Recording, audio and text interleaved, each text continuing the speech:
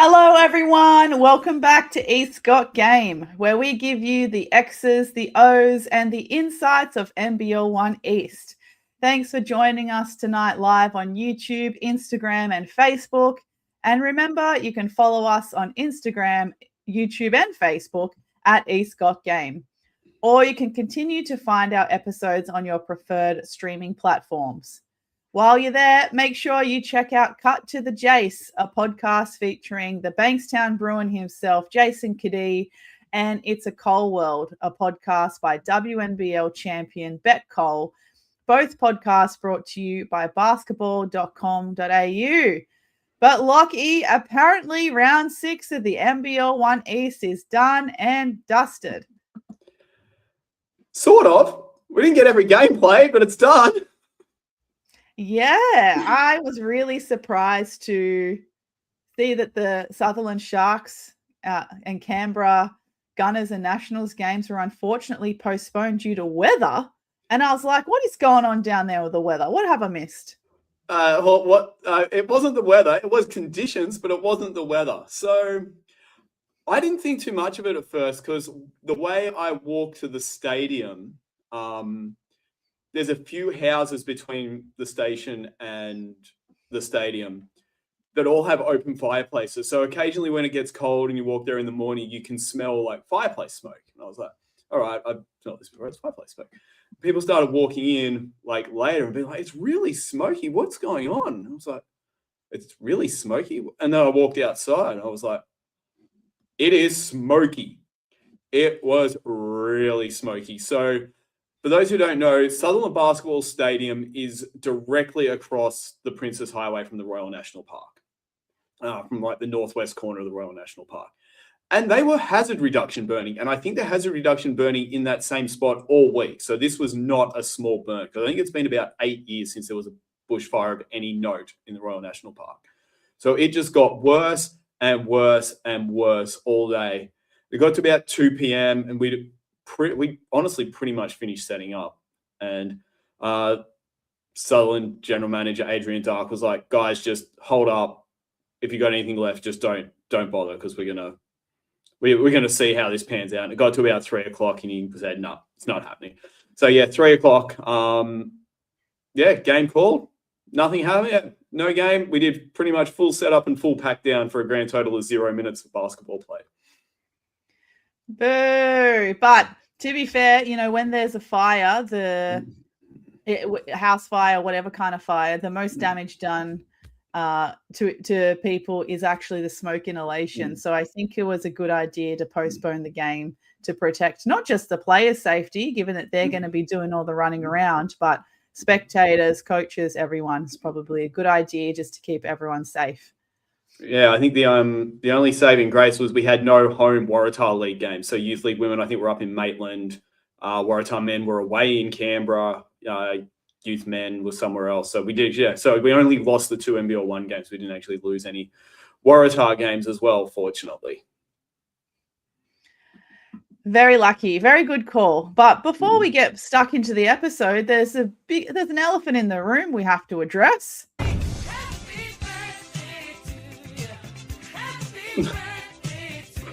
Oh, sweet.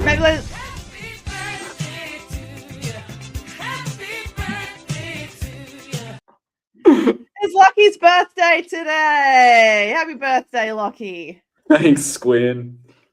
I had to download that little clip to play on air. There we go. 38. Wow, what's it like? I'm looking at the NBA players who have worn that jersey number, and I don't really care to be associated with any of them because I haven't heard of 90% of them. Not a popular number, the old 38. No, I don't think I can recall anyone. I'm not very good at remembering players and players' numbers, but 38 is certainly not a popular number to be playing to be wearing for your jersey. So, well, but 38, how does it feel? Same as it did when I was 37 yesterday, to be entirely honest. Actually, probably a bit better because I went out, we went to the pub and then went to the football on Sunday. So I was feeling not as good yesterday as I am today.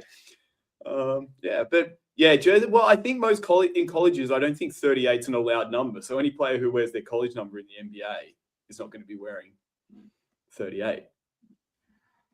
So, Yeah. That's fair. Well, it sounds like that you spent your birthday and celebrated your birthday correctly if you were feeling dusty yesterday. I wasn't dusty, just better today. Had a very good day. Went out for lunch with some friends and also went ice skating. So very nice day. Did you pair the ice skating with the Maccas above the ice skating rink, or did you go, a little bit more fancy than a food court Maccas?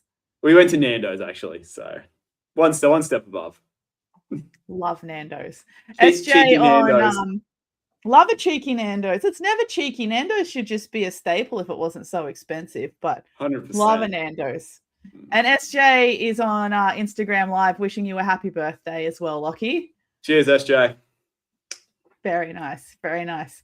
Awesome. Glad you had a great birthday. Glad you still chose to celebrate it with an E-Scott game episode. But for the record, listeners, I did offer Lockie to have the night off for his birthday, and he chose to be here today. That's how committed he is to NBL 1 East. Yeah, but this is like, what am I going to do? It's like, do you want to talk about NBL 1 East or do you not want to talk about it? I'm going to choose. No, I'm going to choose every time. Exactly. But it looks like in the last week, aside from a game being postponed due to the hazard reduction, which ironically caused more hazards, there's been a lot of signings this week across the league. How exciting is that? Haven't they just been massive? And well, the three that have actually played so far have done pretty well for themselves as well, haven't they? Yeah, certainly making a splash early here into NBL 1 East, and just in time. Always when we don't think the league could get any more exciting, there's new signings to be announced. Certainly are. So we kick it off with Deontay Williams coming back from college. 27 points, 6 rebounds, and 2 joining Bankstown, that is. 27.6 rebounds and 2 assists versus Manly, and then followed it up with 29 and 7 plus 5 steals against Sutherland. So we saw in that Bankstown Sutherland game that Jason Kadee went down during that one in Bankstown's narrow loss, and adding Deontay Williams might be a bit of serendipitous timing for them. Don't know how long Jason's going to be out for, but you get a signing to come in and average 28 for the weekend. Never a bad thing. Yeah, rumor has it, unfortunately, Kadee's gone down with a hamstring injury, which when you reach 38 is not good. But he's not 38 yet. I'm just giving you a bit of a word of warning, mate. Don't worry, I've done my share of hamstring injuries. So yeah, hopefully Kadee's okay. I mean, he's been playing well so far. Obviously, the captain and the anchor of that Bankstown Bruins side. But it looks like that the rest of the team were ready to step up and do their best to get the win without him. They did. They almost got there in 54 fouls, I think, were called in the game. 4 of them were techs. What a bizarre game against Sutherland. You are correct. There were 54 fouls, 31 against Bankstown, 23 against Sutherland Sharks, with Zeke Evans, Alexander Higgins-Titcher, and T-Man Wolf all getting fouled off. And there were 3 bench players, some of them playing around only 3 minutes, that also had 3 fouls. So, yeah, it was an absolute bonanza of fouls. Yeah. And 2 bench techs and 2 player techs against Bankstown as well in that game. So, how long did that game go for? Like 4 hours? I will be able to tell you approximately when it finished because when did it finish? It finished at 4:57 p.m. and I think it was a 3 p.m. tip. Yeah, so a solid couple of hours. Yeah, because Jake, co-commentator at Sutherland, was messaging me saying what was going on. Yes, and his last text about the game was at 4:57. So that is a long. That's almost getting up to NBA length of game, and they play 12-minute quarters. Yeah, and they have like 5 different types of timeouts that draw the game out even longer. I mean, I could have watched the Marvel anthology in the time of an NBL one game and of an NBA game. Legit. Dear me. And the Hornsby Spiders have landed a huge signing at this stage of the competition too, with Davo Hickey. Massive. I mean, helped them get their first win against Penrith with 21-8-5, and they were right there against North, and he had 18-7-4 in a 6-point defeat to North. Hornsby coming into the weekend without a win. It's start asking some questions. They're definitely going to be at least a nuisance with Davo in the picture, aren't they? And they got and they picked up Martez Brown with Mike Connolly being out. So they've got big pieces, and it's only one weekend, but wow. And that Davo signing was kept well under wraps. I personally didn't hear any whispers or rumors that he was returning to NBL 1 East. I have noticed, though, that he doesn't have social media accounts anymore. I noticed that he started to not use his accounts as much, or even deactivated his Instagram account, halfway through last year, if not earlier. And I think that was just to purely focus on being present and involved in basketball and shut out some of the outside noise. And it's obviously worked for him. Guy's been in the Summer League ever since. He's come back for Hornsby. I really appreciated the surprise that he was coming back. Yeah, I mean, I don't know if anyone at Comets knew. I'm sure some people did, but I didn't hear anything about it. It'd be interesting to see how they go, because they got Inner West this coming weekend, and then Canberra and Centre of Excellence away, and then Canberra at home the very next weekend. So a few games that'll test their mettle, no doubt. Get a good read on just how good Hornsby-Warringah can be with Davo in the lineup. Yeah, massive boost, not just for them, but also for the league. So we love having you back, Davo, if you happen to listen to this. And Inner West Bulls have signed a import to their female program. Do you know much about this player just yet? I know she dropped 25 on the weekend for Inner West in a loss to Illawarra. Sihia Ridard from France had a training camp contract with the Liberty at one point. Has been playing. It's done her best work by the looks of it in Spain. Has played a bit in Poland as well. Has bounced around. Does have winners' medals, I think, in the league and cup in France for Basketlandes, but that was when she was quite young, early in her career. But I mean, if you can stick in the Spanish top flight, you can definitely stick in NBL 1 East. So between Taylor Levy and Ridard, Inner West might be able to ruffle a few feathers now. Because they lost to Illawarra, but that was their first game together. So we'll see how that goes. Because remember last year, Inner West very much led by two players in Talia Tupara and Christina Moore. So it might be something similar here. Yeah, seems like the tides could be turning a little bit for this team. And possibly the signing that I am also super excited about is Saffron Shields is coming home to Newcastle. Yes. I love Saffron. She is WNBA draft pick, long but with guard skills. I mean, I know they've for a long time they were trying to mold her into a point guard at various places. She can slot in there. They've got Mia Heidi coming as well. So their starting lineup could be Kingham, Munga, Shields, Munga, Heidi, Jefferson. Ooh. That is... And I think that's why Shields will be a great fit and not just a great, another good player to have, is the fact that she's long, but she's got those guard skills as well. And that she can probably slot into the backcourt there for Newcastle. And it's great that she's a Newcastle junior as well.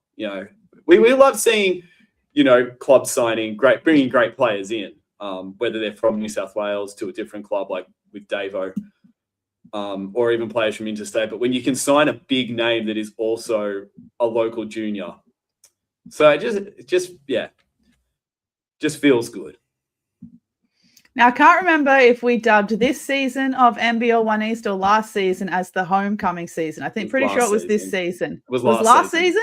Yeah. Oh, that's right. That's when Isaiah Lee came back and Jason Kadee came back. But I was going to say, if it was this season, Saffron Shields is just adding to that theme of homecoming. I mean, it is. It's a continuing theme because the league's getting better and players don't feel like they have to go into state anymore. Yeah, definitely. I mean, it's all the advantages of getting the most out of your game, spending time developing your game in the off season if you are a pro, but staying home and having mum's cooking as well. How good. I mean, you joke about it, but it is just one less thing you have to think about. Oh, yeah. I mean, if you're looked after off the court, your on-court game's going to be in a much better position. If you're at home, you're surrounded by your best friends, your family, home cooking, all of those little comforts we take for granted that still make a massive difference in building an athlete. It's a huge advantage. Yeah, I mean, even if you've got you're living with a housemate and you can split the chores and you've just got me, I live by myself. I know I've got to do everything. The more stuff you have to do, the more time pressure, and the more you can spread it out, the more you can spend working on your game or your 5K time, if you may. Well, I have a housemate and I still do everything, but that's another story for another time. Moving right along. We also had Piper Anderson made her season debut after recovering from an injury. She's obviously slowly getting back in there, but it looks like the Hills nabbed a win as well against the Comets on the weekend. Yeah, Piper, 15 minutes off the bench, a good start. Didn't play Sunday against Canberra. And Hills fended off Erin Fisher's 36 points and managed to get the win with all 5 starters finishing in double figures, 84-81. So they're at Comet Stadium, the home of hoops. So it was I think that was a big one for Hills. That got them to 4-4, and it's a win against another team that's probably looking to be mid-table there, fighting for those last couple of final spots. So big win for the Hornets and having Kuiper back. I mean, if she's back, she can at least get through one game of the weekend, play 15 minutes. Hopefully our trajectory is on the way up. Yeah, absolutely. And rumor has it that the Hills Hornets women also beat the Chinese under-18 team. Oh, I think Manly did the same. Sutherland did not. Would you like to hear who we were missing for that game, though? Oh, I imagine a lot of people. Lauren Nicholson, Ella Dent, Eliza Fabro, Olivia Douglas, and Jordan Dewhurst all weren't there. But it did mean we got to give senior debuts to Jasmine Bates, Ava Royce, and Elena Piljevic. So, three first senior games, even if they were in exhibitions. I'd count it. Oh, absolutely. I mean, it's the same when someone represents the Opals and it's a qualifying tournament or an Asia Cup or a friendly match. It still counts. Yeah, 100%. So great to see Piper Anderson slowly returning back to the court. Love having her back in NBL 1 East as well after her championship winning season with the Townsville Fire in WNBL. And harking back to Friday night and versus Sunday games and local derbies. Talk to me about this, Lockie. Well, I just noticed in the draw this week, after we were talking so much about it'd be cool to have the local derby, like the games that are more convenient being on the Friday nights. We had North versus Hornsby and Bankstown versus Sutherland both end up getting played on the Sunday. It just was an interesting wrinkle that, I found it very interesting that those are a couple of games that probably could have got, obviously not, in the time since we talked about it, but just, you've got those games on the Sunday that maybe could have been the Friday night games. I mean, especially like that, those are the games where people will try. And like North versus Hornsby, especially, there's so much crossover between those teams now. especially on the women's side. But yeah, just something I noticed. Nothing too controversial about it, or saying, oh yeah, the crowds were dismal on the Sunday. But just after talking about it, I was just like, oh, they're right there. Put them on Friday. Maybe next season. Yeah, perhaps next season. Don't know how much the competitions coordinators and managers listen to us, but they listen to us intently. they put on the new episode on loudspeaker in their office while they're having their team lunches together. I think it's more likely to be the content creator for Basketball New South Wales doing that. Yeah. Interestingly, though, North Bears are the only club to have played 10 games, with some clubs only playing 7, including Penrith Panthers and the Canberra Gunners and Nationals, which is interesting. Looking at the men's ladder, the Gunners are still on top, undefeated 7-0, and North Bears just behind them, having played 10 games. They're 9-1. Centre of Excellence still holding in third at 7-1. Illawarra Hawks still holding at fourth at 7-1, with a really small difference in points percentage of like 3-point-something%. And in the women's competition, North Bears 10-0 on top. Manly-Warringah Seagulls now second with 8-1. Bankstown flying high at third position with 7-2, and Centre of Excellence on 6-2 at fourth, and Newcastle 6-2 at fifth. So they're tied with about 17-point-something points percentage difference. I say point-something because I can't do the math quickly, and I don't want to spend too much time in on it. Fair. What I found interesting. Yeah, you go. So what I found interesting about the ladders is how the men's, like the top 5, have broken away from the rest of the pack so much. At 7-2, and then 5-4 Comets at 6. Whereas the women's, it's like from 3rd to 8th. I mean, Sutherland have only played 6 games. But yeah, it's just so much more condensed on the women's side, whereas the men's top 5 have just completely broken it open. Yeah, which we normally see. We normally see it the other way around.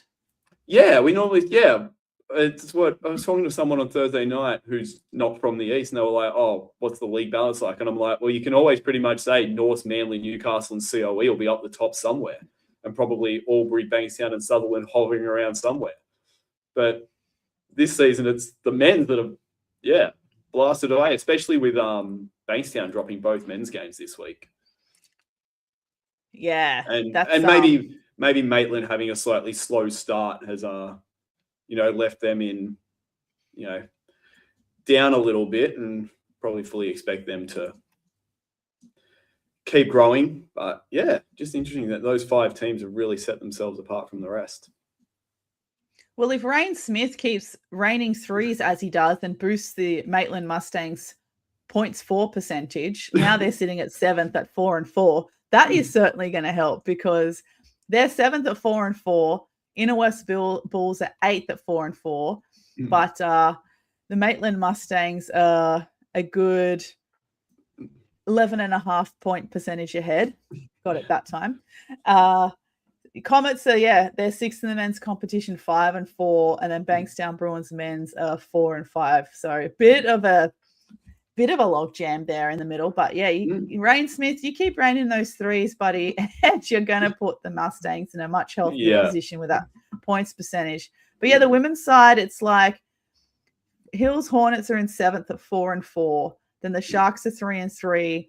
Albury are 3-5. Maitland are 3-5. Illawarra are 3-5. Comets are 3-6. It's getting tight. It's getting tight down there. It is. And like you see Canberra there, 2-5, still got to add Katie Jones though. So, yeah, Katie Jones has still got to come back as well. So that will be a big boost. We've got a comment here on Instagram Live that says money for imports and players, but I'm not too sure what that's in reference to, because unfortunately the Instagram Live stream is about 30 seconds behind us here on StreamYard. So if that person's still watching, just type in what that was in reference to, and we'll try and get to it. All right. So, yeah, Friday night games versus Sunday games. Friday night games still seem to be really popular. I guess maybe on the plus side, if I was a local of North or Bankstown, knowing that those big matchups would, would persuade me to go to a Sunday game. Yeah, true. But yeah, Friday night, something about Friday nights to just have the good atmosphere. Just in my mind, you get there after work. Like I think I said in another episode, you get there after work, can immediately switch off and start your weekend with a Friday night game. Yeah. All right. So yeah, let's keep an eye on all these ladders and happenings because there are some big matchups coming up again in the next round.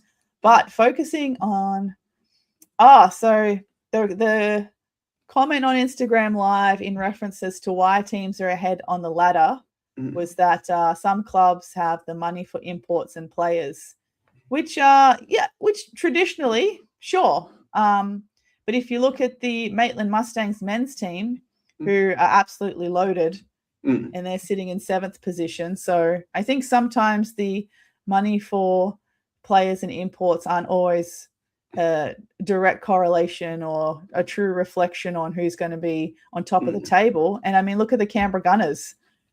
They've only started to have imports in the last 2 years, and they winning. Okay, but should we get into our ESCOT game of the week? We certainly should. It was a very interesting one. Yeah, it was. So this week we're going to review the Bankstown Bruins versus the Manly-Warringah Seagulls women's game, where the Bankstown Bruins women had a huge win on their home court over the Manly-Warringah Seagulls, 82-65. And it wasn't that close. No, it wasn't. It wasn't that close. I mean, we'll get into it, but yeah, Bankstown essentially got a 20-point lead and just was able to maintain it for more than half the game, which was so impressive. So impressive. Okay, so let's go quarter by quarter. As we mentioned, 82-65, played at Bankstown Bruins home court. I think the main change to the lineup for me, Manly, I was wondering where Freya Bykirk and Brie Delaney were. Do you have any news as to why they weren't there? Don't know why Brie wasn't there, but Freya has left for college. So already? No, yep. Oh, sadness for us. Yeah, considering I'm commentating Comets Manly this coming weekend. More sadness for you. Exactly. But oh well. So no Freya. I don't know where Brie was, but I know why Freya. Yeah, Freya's last game was maybe 2 games ago now. Can't remember exactly, but yeah, it's recent. Yes. We wish Freya the best of luck as she starts her college journey with Pepperdine. Pepperdine or Pepperdine? Pepperdine. So you politely didn't correct me. I appreciate that. That's all right. I've been there. It's very nice. Well, you should know. But yeah, let's look at this quarter by quarter. Let's go to our notes. I was really interested in this game, because of not so much because Bankstown won, because they are very capable of beating big teams given their roster, but more so the deficit. It was almost a 20-point win, which probably surprised me the most. So quarter by quarter, we first need to say congratulations to Shyla Hill and Talia Tupaya for playing their 50th games in the NBL 1 across different teams. So congratulations to both of them. Again, it feels like that Talia particularly has played more than 50 NBL 1 games just because she's been a household name for so long. But yeah, I think the thing that I liked the most in this first quarter was how much Alex Delaney was attacking the rim and being really aggressive. It looks like she identified really early that nothing was going to come easy and that she perhaps had some foot speed ahead of, I think it was DeFreitas that was guarding her a lot of the time. Yeah, that was one of the first things I noticed was just the battle between Delaney and DeFreitas in general. And I think you're 100% right. Alex Delaney came out and was like, I am the leader of this team. The backcourt battle is going to be insanity. I'm going to have to take over and get things done here. And credit to her. She figuratively and literally put her head down and tried to make things happen. Yeah, and look, full credit to the Bankstown Bruins defense from this game, especially from the tip-off. So as Caleb was mentioning on commentary, going into that game, Manly was actually the number one team in NBL 1 East women's competition for offensive rating, and the third best team in the competition for defensive rating, whereas Bankstown were the 12th best team in defensive rating going into this team, but they had locked them down from that first quarter. Nothing came easy for Manly. I couldn't tell if they were playing pack D or if it was just really great man-to-man defense, but any dribble penetration, Manly really, really struggled to get 2 feet in the paint, to find any receivers, and they had to settle for threes quite early in this game. But I feel like that ended up being their biggest strength. It kind of did, because they were 1 of 8 from 2-point range, Manly in the first quarter, and a lot of those were tough angle layups from players trying to get to the rack and just having their shot changed by DeFreitas or Kiana Davis-White there in the paint, just making life difficult for them. You forget how long Kiana Davis-White is as well. When she is in full extension and walling up, you forget how long she actually is. And I would be very intimidated to attack the rim going against someone like her.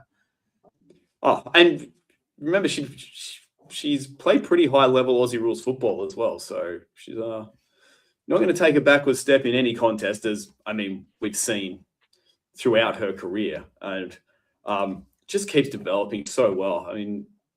From watching her play, youth league back in the day when she was barely touching the court at the senior level to what she has become now, she's just, she is an integral part of that Bankstown lineup, and playing alongside DeFreitas is just going to, that is dangerous for pretty much any opponent they're going to face this season. I don't know when Bankstown and Newcastle play each other, but those two against Heidi and Jefferson.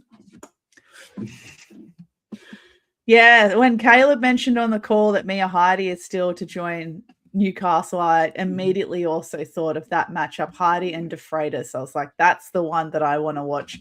Me personally loving a great post-player matchup. That is going to be a really, really good one to watch in the future. Yeah, I was really impressed with DeFreitas. It's one of the first times I've got to properly sit down and watch her play a complete game. As you'd expect from a player with her experience over in Europe at a very high level, just fundamentally sound, making the right decision, an absolute menace in pick and roll offense, just incredibly difficult to stop, and sets good screens all over the court, and really long, good foot speed, and just I was so very impressed with her, especially in the first quarter. Just getting to watch her for the first time. She just, she resets position in the paint to get baskets really well, and Bankstown did a good job swinging the ball a couple of times to change the angle where she'd reset and just get Delaney backside, and she'd just have the open pass to the basket. And just Bankstown, they just looked more polished in the first quarter on offense for large parts. Yeah, and I think going back to Bankstown's defense, I think they did a good job of being really physical with Manly, and I think that rattled them from the onset. That level of physicality, not allowing any dribble penetration, not allowing 2 feet in the paint, contesting everything, taking the bumps. I think that really rattled Manly a little bit, and then you could see that further on in the game. Offensively, I totally agree. Bankstown were very well organized, very well disciplined. everyone executing their roles really well, which we then go and see during the game when you have the likes of the Dunlop sisters just spotting up in those right spots, ready to hit threes. So Bankstown were very focused and very disciplined with their game plan for both ends of the floor. But I also wrote that 2-man game between Heel and DeFreitas. Oh, classic pick and roll, because when you've got Shyla Heel, who has matured so much as a player now, where she feels like she doesn't have to shoot everything. And she's surrounded now by a team that are confident with scoring, and so that pressure's taken off. You've got Tupaia, you've got DeFreitas, you've got Davis White, you've got the Dunlop sisters ready to go, you've got Proctor ready to go. There's not that pressure of, hey, everything has to go through you and you have to score everything. And her passing placement on the pick and roll was brilliant. DeFreitas, when she rolls, that was I love that 2-man game between them. Same. I felt like Manly took a while to kind of figure out exactly how they wanted to defend it as well. We've kind of bit betwixt and between, and that's because Shyla can just do so much. She doesn't have the pressure, as you said, but doesn't mean she can't still go and just make something herself if something's not on, if the initial option isn't there. So it's going to be tough for everybody, but it did look like it was taking Manly a little while to figure things out. I just loved it. Loved everything about it. But and I think you can go back to the physical battle, and yes, on defense, but I think also it's something Manly should have been ready for at both ends, was the physicality of this Bankstown team. Everyone knows what kind of players these are, especially if you got Talia. I mean, there were times where I've seen Talia play the 4 and the 5 in a pinch when she's had to. She will battle with anyone. It didn't.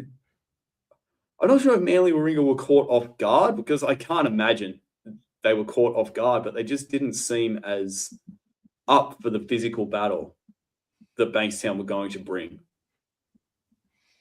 Yeah, I think they were probably expecting how physical it was going to be, but perhaps not at that intensity and at that level straight from the tip-off, which is really hard to mentally prepare for anyway.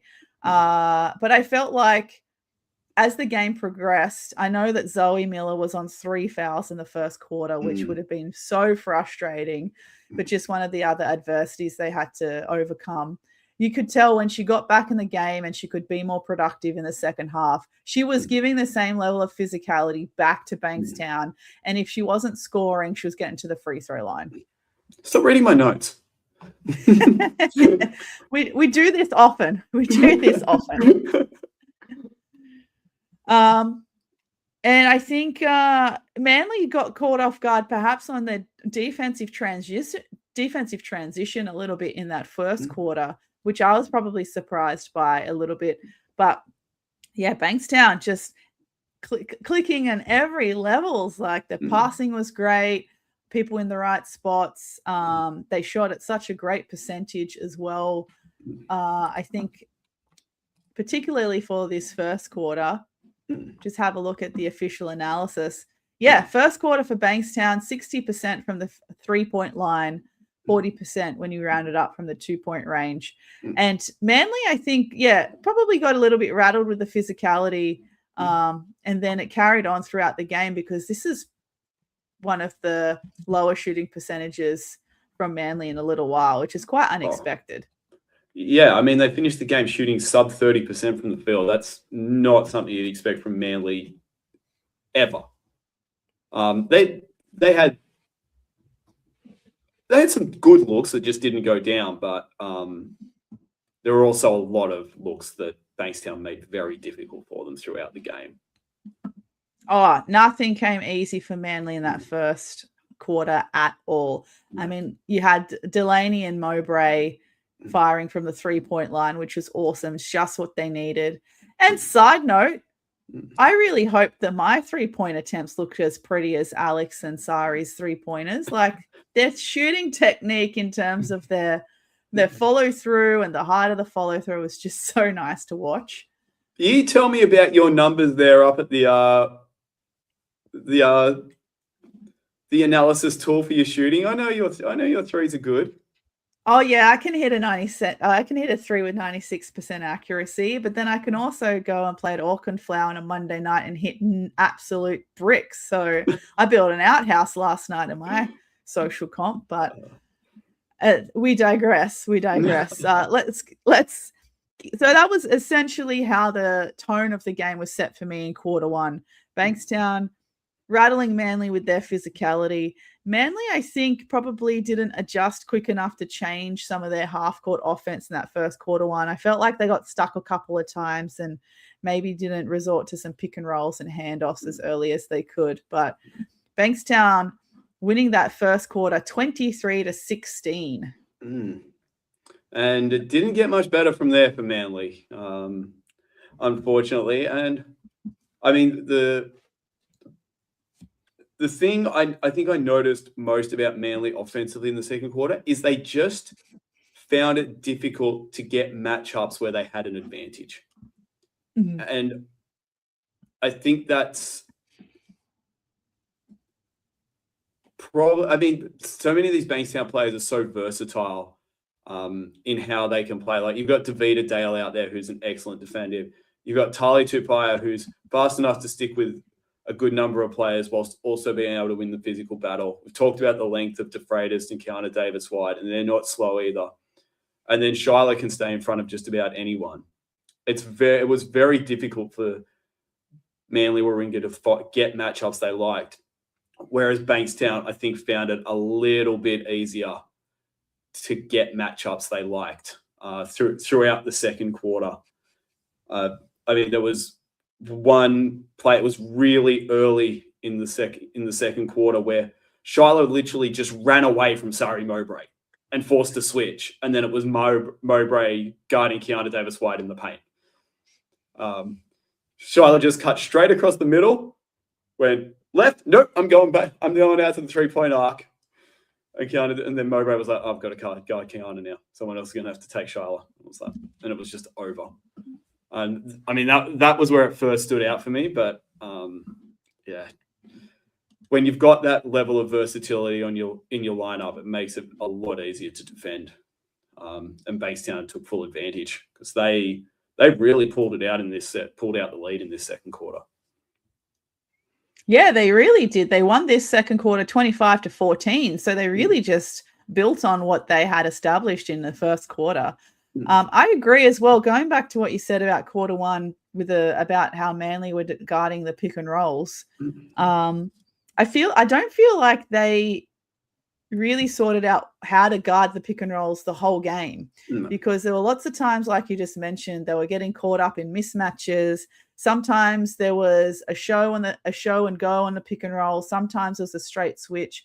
They didn't really stick to one particular rule on the pick and rolls, and I think that did cause them a lot of headaches and some easy buckets for Bankstown, who were just shooting at such a good percentage this game and were making a lot of the easier shots that were coming Bankstown's way. They were making, whereas Manly were missing a lot of their easier shots, which is very unlike them.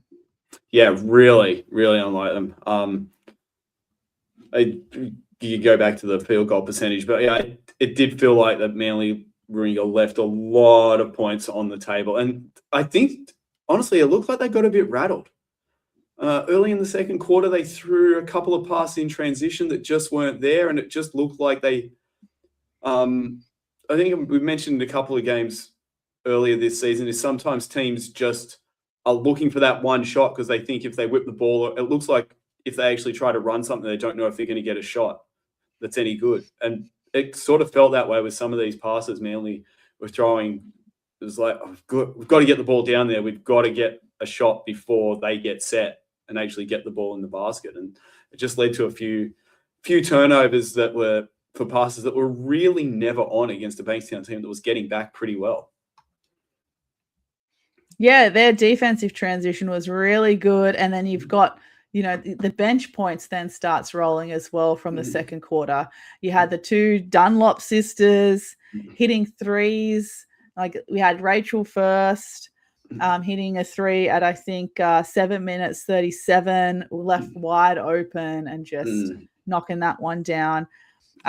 We had Kiana Davis-White going coast to coast at the 5-minute mark, which, you can't just let someone go coast to coast like that. But I think that was the play where she was quietly chuffed with herself for pulling that off as well. So full credit to her for that play. And then unfortunately for Manly at the 4.5 minute mark, Zoe picks up her fourth. Yeah, that was, and as we'll see in the second half, as we already mentioned, just that was so much what could have been. As we know, like, Zoe, no backward step. And the problem, even when she was playing with 3 fouls, like she had 3 fouls, it's sort of like, there's always in the back of your mind, I could actually commit an offensive foul as well and get my fourth. If you're barreling in, it's not just always about how you defend, which makes it so difficult for someone like Zoe who can attack aggressively against just about anyone. And we'll see it later. But and of course, we already mentioned no Freya. That's a permanent thing, but still, and no Bree. I mentioned in pre-season, I felt like Manly maybe they were one depth spot short, and it kind of showed today when they had players out. Hopefully we see Bree again soon. No idea where she was, but yeah, they only ran 7. Cassidy Thompson and Neve Smith didn't get a run.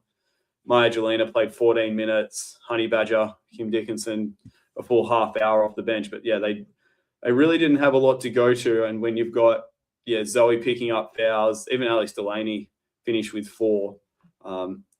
Makes it so tough on your rotations when you're already shorthanded. I will say, though, Maya Jelena put in some great minutes this game for Manly, and it reminded me of the Instagram reel that Manly uploaded that I'm pretty sure Maya was the genius behind, where it's about when you invite your boyfriend to come and watch your basketball game and all they watch you do is sit on the bench.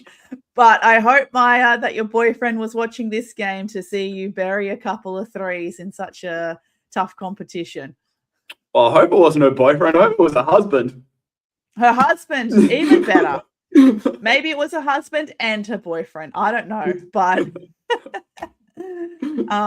either way, I hope your significant other was watching that game, Maya, because you provided some quality minutes off the bench for Manly. My other highlights in the second quarter, I think, was just De Freitas sealing under the basket like she's in there to claim the key as taking over it as land. Like she was just owning it. However, she was in danger a lot of times of picking up a 3-second violation. And I think there were lots of times it could have been called. Yeah. But if they're not calling it, stay in there until they do. I remember going to under 20s and a few years ago, and this player was and there was someone in the crowd and they were like 16, 17, 18, and the rest didn't call it. I don't know if they were like sneaking their foot out in this person in the crowd, but like if they're not gonna call it, keep at it. The only thing I will say, I felt like there were a couple of times Bankstown perhaps got a little too predictable with going into De Freitas, and Manly kind of recognized it, but she was just so good there that half the time it didn't even matter. She just made something happen anyway. Yeah, just being a target and just being disruptive on the disrupting Manly's defense and making them scramble, whether she got the ball or not, I think was she just attracted enough attention to put Manly under pressure. And in that second quarter as well, the shooting percentage for Bankstown increased that little bit more. They shot 43% from the 2-point range and 75% from the 3-point range in that second quarter. And Manly's improved a lot in the 2-point range, but it was still only 20%, which is very unlike them. And still, though, a solid 38% from the 3-point range, really keeping them in that game. But other than that, there weren't any other outstanding statistics in the second quarter I could see. Did you pick up on anything? Not really. I mean, it kind of bears out in, what we've been saying about Bankstown in the pick and roll, that they had 20 points in the paint in the first half. There's absolutely zero surprises there. You talk about Manly, yeah, they improved from 3-point range, but they're still lagging so far behind Bankstown in those numbers. I mean, you mentioned the points from the bench. I mean, Bankstown had more points from the bench in the second quarter than Manly had for the entire game. So it says a bit, doesn't it, about just how it went. That's right. 13 points from the bench in that second period for Bankstown, and Manly had a total of 12 for the whole game. Those 13 points in that second quarter, thanks to the Dunlop sisters, just letting it rain. Who's training those Dunlop sisters? Who's training them in the off season? Because they've improved so much again, season to season. But I mean, it's kind of a theme. We talked about KDW. She's improved season to season. Bankstown, Dunlop's improved season. They got things going well there. Their starting lineup is mostly not Bankstown locals, but coming off the bench, that is a loaded local lineup. Well, yeah, let's get into the third quarter, because Caleb, off the back of what we were just saying, made a really great point in the third quarter about how it is the Bruins bench that is like this perfect supporting cast to all these other different pieces. They've been there from the very start of Bankstown entering the NBL 1 East competition. They've been turning up every season. They're all improving on their game as individuals, and now that chemistry that they've got as a team. Their foundations in this women's program is really outstanding, and I hope it stays at this club for a long time.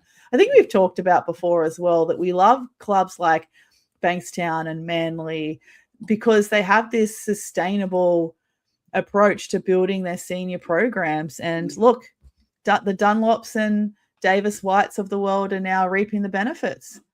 Yeah, and I mean, like I just said, yes, their starting lineup is, not from the club, but they didn't also go out and try to replace their local youngsters with more players from other clubs, which they could have tried to do, and they didn't. And I know Lauren Curtin is, big on, having that local core supplemented or complemented by big names in the positions you need. And that's exactly what they've done. That's exactly what you got to do. But my notes from the third quarter, DeFreitas again, just absolutely camping in the key, like she owns the place, not getting any 3-second calls, which, like you said, just do it until you get stopped, really. Yeah. I felt like sometimes Manly, I don't know if they were panicking a little bit, but I felt like sometimes in their half-court offense, they were just rushing a little bit too much, in a sense where maybe playing with a little bit too much pace. I felt like they could have maybe turned it down a gear just a little bit to focus on getting a really, really good shot. And I think maybe that was still like being rattled with that physicality from the start, and then finding themselves however many points down by halftime, which again, I don't think anyone was expecting that big of a deficit. And then at the 6-minute mark, poor Coach Nate gets a tech. It had been coming. I think it had been coming. Sorry, Nate, but when the camera is in that position, it's very easy to see when the visiting coaches are talking to the officials, because I think the camera's positioned a little closer to the visitors' bench. So. Oh yeah, it was almost just like a VIP access to the visitors' bench. Yeah. But yeah, and then in comes Zoe Miller, making up for lost time. She's just tucking that ball under her arm, and she's like, "Let's do this. If we're gonna fight back, I'm gonna lead the fight from the start." And we talked to her a couple of weeks ago about how she learned to play with more physicality with her experience with the Sydney Flames. And it came to a head this game. The battles between her and Shyla in particular were so good to watch. That was 3 or 4 of the best minutes of basketball I've watched this season. It was lights out. So it was like, if we're going down, we're going down swinging. And I am going to swing a lot. every time, just ball straight in. It was just, and not like barreling in uncontrolled and throwing something up, trying to draw contact. It was barrel in and kick, barrel in and fire out, barrel in and wedge a finger roll somehow once. But which I did write down that, yes, it's been a tough game for Manly, but also there were some times where they just couldn't catch a break. Like, when was the last time you saw a wedge or like kind of like a hook finger roll layup kind of thing? Just doesn't happen. But no, it was so good. She she had that drive on Shyla to draw a foul and then ripped the inbound away from Caleb Proctor straight afterwards and had 4 points in the space of that. She had one that should have been an assist for Kim Dickinson, but Kim just couldn't finish. It was just, nothing to lose and played like it. It was beautiful. Yeah, it was excellent. And sometimes you need that one player in those situations when you're down by a bit at halftime. You just need that one player to get the motor running again, to be the spark, to inspire the others. And she just came out on a tear, which I really loved. And going back to your point from the first quarter where you felt like Bankstown were much better at creating these opportunities where they could have an advantage over their opponents, whether it be on a switch or getting DeFreitas on the inside on a seal. I feel like Zoe then gave it back to them in this third quarter where she was able to identify someone with less experience and maybe less strength as a very young Proctor was guarding her. And Zoe's like, that's it. I'm going for it. And she was really trying to make the most of those situations. Yeah. And I did also notice that during that time was also DeFreitas was off court for a bit of that as well. And I think that's perfect time for someone like Zoe to just attack the paint because DeFreitas basically controlled the paint the entire time she was on, offensively and defensively. And if you're going to go for it, perfect timing. Yeah, DeFreitas unfortunately getting in some early foul trouble herself, and she was fouled out in the end, only playing 21 minutes and 35 seconds, but still put up 13, 6, and 3 in that time. Had she stayed on a little bit longer, a bit scared to see how much those numbers would have grown. But for me as well in the third quarter, I thought Manly started to contest the offensive boards a lot better.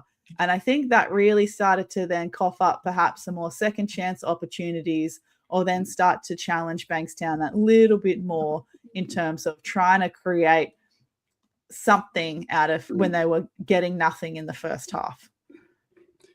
Yeah, and I think that comes back to, again, everything ran through it was DeFreitas, not being there. And there was also times when DeFreitas and Talia were both off court. So Bankstown did run a little bit more of a bench unit, or maybe not a total bench unit, but I think 2 starters on at the most for periods of this third quarter. So there was a part of me that was like, I think it got back to 14 at one point, and I was like, feels like Manly are coming back, but the Bankstown really have this in control because they're just, sitting a couple of extra players for a little while. But by the same token, momentum's a big thing. Even though that might have been the case, I think Bankstown had it fairly under control for a lot of the way. Oh, I feel so too. Bankstown did a great job in that first half of just asserting their dominance, shutting Manly down on the offensive end. Again, the number 1 offensive rated team in NBL 1 East coming to this game. Got a 20-point lead by completely grinding it out, making tough shots, making big threes, and then able to hold it for the next half. Like, that's impressive. That's really impressive. It got out to 30 at one point. I think it was the biggest lead of the game. I think I saw 64-34 at one point. You're right. Yeah. You're right. Quarter 3, the biggest lead that Bankstown had was 31 points, and they were in the lead again for the whole game. So getting it out to 31 points is pretty outstanding. Yeah. Manly hadn't lost in 26 or 25 games or 26 games before this one. So struggle to remember the last time Manly would have trailed by 30 in a game. Other than Nationals. Thanks, Swin. Yeah. Other than Nationals. Did we really need to be reminded of that? I mean, they were basically playing a WNBL I team, mean, though, yes, so yes. Yeah, it's no when your fault halftime of and theirs. full-time interviews are Christy Wallace and Agnes Emma-Nopu and Kira Glover. Yeah. Fair play. And one of those three have played WNBA. Yes. Yeah, fair play. But yeah, as I mentioned before, I felt like Manly were doing a great job just trying to get some scraps and hustle out of scraps, crashing the O boards. In the third quarter, they had 6 second chance points, which was more than all of Bankstown's second chance points. So Manly ended up with 9 second chance points. They didn't have any in the fourth quarter, but Bankstown only having 4 for the game. Manly's 2-point range percentage as well greatly improved again in this third quarter, getting up to 46%. Their 3-point percentage dropped a little bit, but it was still only 25. But Bankstown's 3-point percentage really dropped in this third quarter, dropping down to 36%. So some tables was starting to turn, some momentum was starting to turn. Certainly Manly was doing everything in their power to fight back, but Bankstown were just able to pin them down and keep them down. Yeah. Fourth quarter. Start of the fourth quarter, to Freitas back in. Ball movement. Early in the fourth quarter, their ball movement looked some of the best it was all game. Then they went inside out with De Freitas, didn't get a basket, but it looked good. And then they went back to the pick and roll, and that did work and got a result. And yeah, as you said, they just pinned them down. They just did not let Manly-Warringah get back into it. Manly-Warringah, I think, I struggle to find a way to say this. I don't think they're moving the ball and getting through sets. They struggled with it all day, and if they were going to get back into this game, it either had to be a single person like absolute takeover, which isn't really in Manly's DNA, or they had to absolutely just rip Bankstown apart with just clinical offense, and it just wasn't going to happen today based on the evidence of the first 3 quarters, and it kind of didn't in the fourth either. Yeah, Manly were certainly getting a lot better shots in this third and fourth quarter and a lot easier shots at the basket. But I think because of the physicality and how tough it was for Manly to get any shots from the outset, this is where I feel like they were rattled for the rest of the game, where you kind of have that fear of like, oh, I'm going to go up for a layup and expect a bump. But then that's when you shoot over the back, like the side of the backboard, something short, because you're always expecting a bump or a slap or some kind of pressure. And then when you get used to that and then the pressure's all of a sudden taken away or is a lot less to what you're used to, that's when you're like, I have to readjust again. So Manly was certainly getting a lot better shots, but I think it was they were just a little bit rattled, because in this fourth quarter, their 2-point percentage went back down to 16 or 17%. Yeah. Although, in saying that, the final 3 minutes of the game were it was very evident that the game was done as a contest by then. I think that's the nicest way I can talk about the final 3 minutes of the game. But that also kind of stemmed from the fact that Zoe Miller fouled out with 4:26, or just over 4 minutes to play, because she once again barreled straight in, kicked to Josie Redan in the corner for 3. Very next defensive possession, gets tangled up with Talia Tupaya and fouls out. Absolute world-class reaction from Zoe to that foul, by the way. Oh, yeah, it was really unfortunate.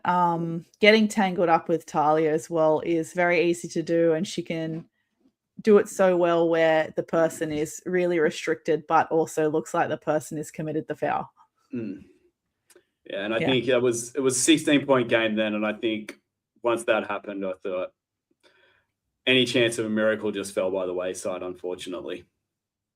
And I think they were exploited as well in that pick and roll again in that fourth quarter. So they kept switching, which wasn't really working. So given that Bankstown are loaded with so many talented guards that can shoot and pass out of a pick and roll, you know, Shyla Hill, Talia Tupaya, even when Davida Davis has got it at the top of the key. I wonder if just trying a blitz defense instead, where, you know, as soon as they take the dribble off the pick, you go and double, or you just show and then retreat. Just trying something a little bit like that, just to change it up a bit and just to disrupt Bankstown a little bit more. I wonder if even that would have helped just a little bit. We'll find out in 7 games' time when they play each other, maybe. Yeah, I hope so. But otherwise, I think the only other notes that I had from this game was that Manly were averaging 44% field goal percentage coming into this game. And yeah, this probably being one of their lowest in a long time, shooting at 29% from the field overall in the end. They were actually leading the league in rebounds this game, going into this game, but were out-rebounded by Bankstown 53-48. Bankstown, 23 assists. And Manly still had 15, which still isn't bad. No, 15 assists on 22 made field goals, but 23 assists on 29 made field goals. 10 of them Shyla Hill. And I think that just harks back to your point earlier about she doesn't feel like, she's not playing like she thinks she has to drop 30 a night for a team to get a win anymore. I mean, we've seen her drop 50 and lose a game, so it's very healthy to see, that she can play and get 10 assists and pick up the win. And it really looks like a lineup that maybe is not built around her because she was one of the later signings, but works in a way that is geared well towards her. Totally. And I wonder if Talia Tupai is also feeling less pressure to have to drop 30, 40 a game as well and not carry a team on her back. Now she's able just to relax and do what she can. And, you know, you look at the points table for Talia and you're like, oh, okay, she only had 11, but she also had 9 rebounds, 4 assists, 4 steals, 2 blocks, shot 3 from 7 from the field. I mean, that's still a very good day at the office, and she can still defend pretty much anyone. Exactly. I mean, four starters in double figures, and then Davida Dale with 8.7 rebounds and 4 assists. Share the sugar. At the end of the day, everyone still wants a championship. So it doesn't matter who's putting the numbers up. It's just a matter of getting the wins on the board. But yes, that were some of my outstanding stats for this one. And I think the thing also about this Bankstown team and who they've got is there's no players there that aren't already proven entities to WNBL teams. If they're playing in this offseason, they don't need to prove themselves to coaches and go, well, if I don't drop 25, 30 a game, I'm not going to get looked at for WNBL. Everyone knows what Talia and Shyla can do. They're going to get if coaches, well, I think Shyla's already exercised a Europe out option for next year, so we know she's gone. But, you know, if a team wants Talia, they know what she can bring. She doesn't have to go out there and, you know, play ISO ball to generate highlights to get a coach to pick her up. It's fine. You can just play within the team concept and everything's fine, which is not always, I mean, every player wants to play, you know, to win a championship, but sometimes you are trying to put yourself in the shop window as well. Yeah, totally.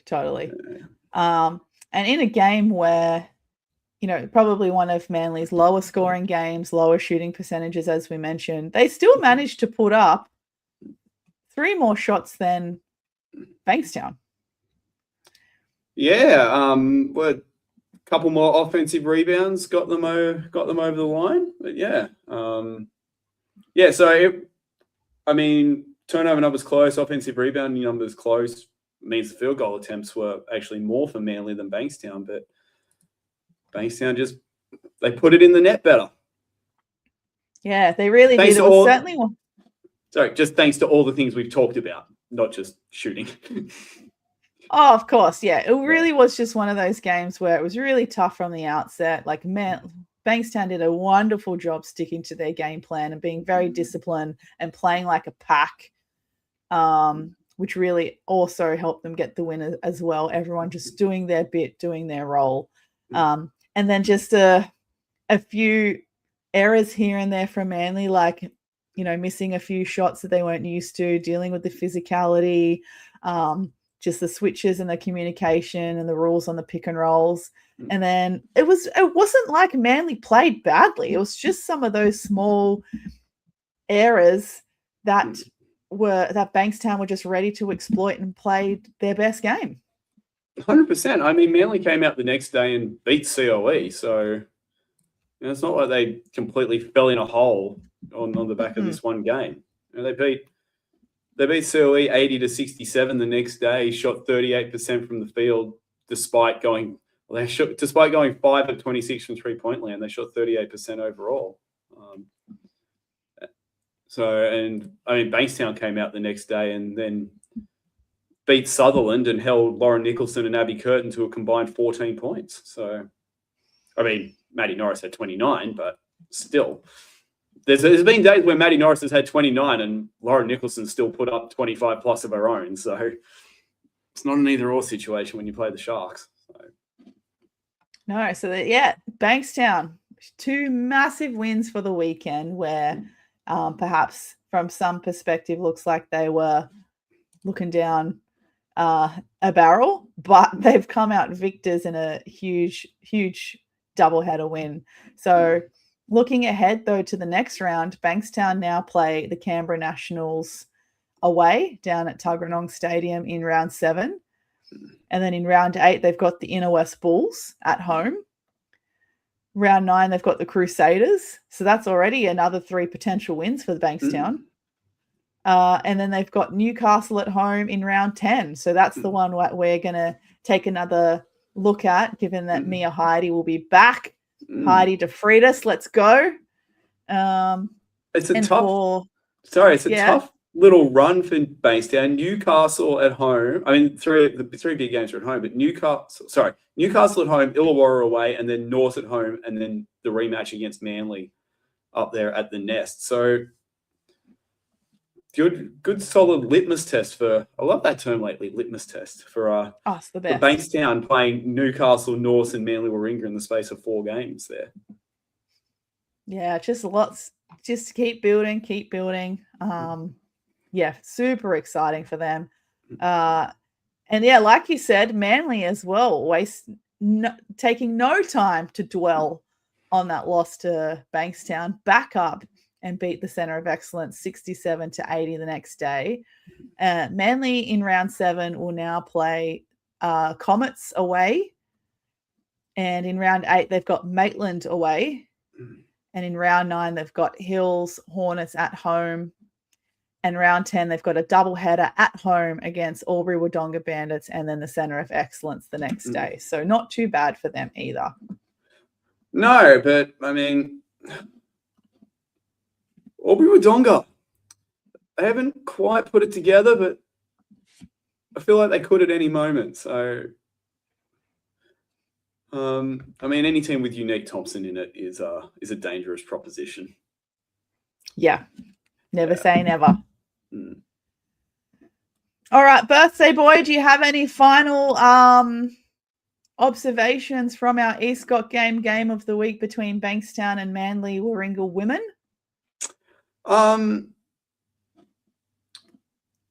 Look, going down by 31 for Manly-Warringah, not good at all. It's probably a bit of a warning to the competition as well that Bankstown can go up by 31 on Manly-Warringah.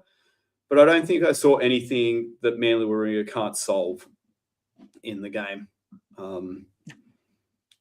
Come back in, 5 weeks' time or 6 weeks' time or whenever it is, and I think we'll see a much closer game. And Bankstown Bruins, you just keep rolling. I mean, you bring that defense to any game, and all of your opponents need to be scared. 100%. That I think, Newcastle. I mean, especially now. I mean, if you've beaten Manly-Warringah, the only place to go from there in this season at this point is to beat North, and they have that game in a few weeks' time. So plenty of time to prep. Exactly. Very good. Any other news or discussion points from across NBL 1 East before we sign off? No, I think that's about a wrap. Yep, I will be at Comet Stadium this Saturday, calling the Delaney Derby, Comets versus Manly. So do tune in if you are not otherwise occupied. Would love to have your company. But yeah, that's about it. Call with? I'm with Jem once again. The basketball diva, Jem Hudson. Very good. Love having a new female commentator in the mix. Yes.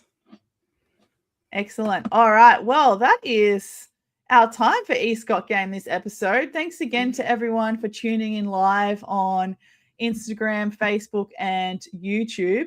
I know we've still got a couple of viewers on YouTube, so if you've got any questions or points you'd like to make, put it up in the comments now and we can get it on air. But otherwise, perhaps if we've left it too late. Remember, you can send us a DM on our Instagram page at eScottGame if you have any further discussion points you'd like us to cover in future episodes. If there's any athletes out there also listening to the podcast who would like to be a guest on a future episode, please, our DMs are open. But otherwise, Lockie, what do we say to the good people? Look, how many times have I got to tell you? Don't sleep on the East.